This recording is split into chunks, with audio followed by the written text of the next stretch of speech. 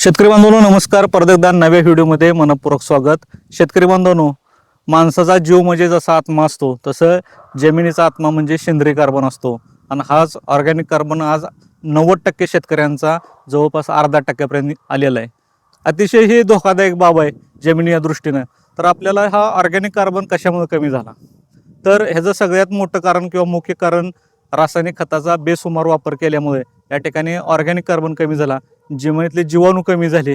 जमिनीतले जीवाणू नसल्यामुळे जमिनीचा अक्षरशः जीव गेल्याचा जमा आहे. त्यासाठी आपल्याला ऑर्गॅनिक कार्बन वाढवण्यासाठी काय केलं पाहिजे, तर सगळ्यात प्रथम आपल्याला पीक बदल हा महत्त्वाचा भाग आहे. ह्याच्यामध्ये पिकांचा फेरपालट झाला पाहिजे, पीक बदल झाला पाहिजे. वर्षातून एकदा 1 महिनाभर तरी जमिनीला खोल नांगरट करून विश्रांती दिली पाहिजे. नंतर आपल्याला या ठिकाणी बघू शकता ही तागासारखं असलं पीक घेतलं पाहिजे.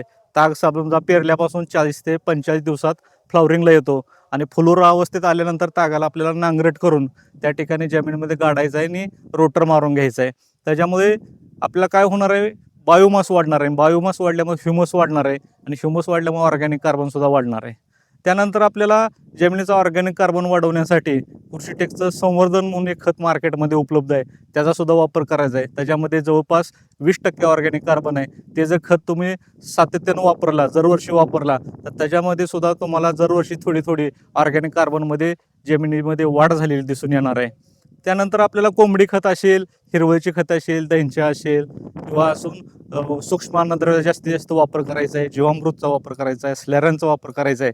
रासायनिक खतांचा अतिशय कमी वापर करून आपल्याला जमिनीमध्ये कोणतंही पीक घेत असताना, त्याचं उत्पादन घेत असताना आपल्याला 30% रासायनिक खते आणि 70% ही सेंद्रिय खतं आणि जास्तीत जास्त बायो फर्टिलायझरचा आपल्याला वापर करायचा आहे. त्यानंतरच आपल्याला ऑर्गॅनिक कार्बनमध्ये आपली वाढ निश्चितपणे होताना दिसून येणार आहे. धन्यवाद.